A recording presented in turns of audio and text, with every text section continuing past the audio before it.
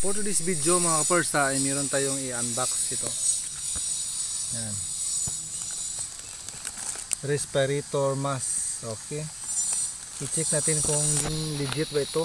Kung okay ba pag pintura tayo dito. Yan.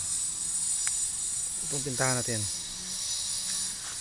Pinturahan natin yan. Okay. Meron siyang goggles. Anti-toxic dust proof dual purpose. Okay na, symbol natin ito. Ito na. Check muna natin kung gumagana ba.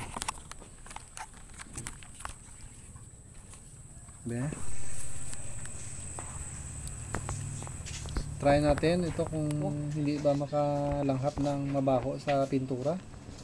Itong goggles naman mga kapersa, kung mag-spray tayo, magagamit natin ito, di ba? Okay, so hindi tayo mag-spray. Brush lang, tanggalin natin ang goggles natin at i-try mo natin kung mabaho ba. Ito naman, ang filter niya ay limit ng 5 araw lang ito.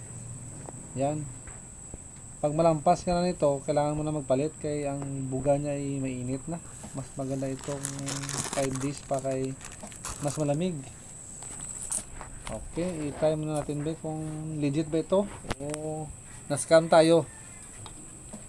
Amuin ko mga kapersa ang ansal na pintura ito mga kapersa, mas matapang pa ito sa ansal. Sige, i-try natin ba.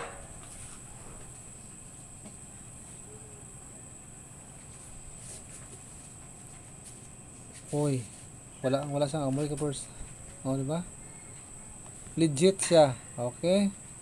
Amuhin ko ang brush. Wala talaga kapersa. Thank you for watching.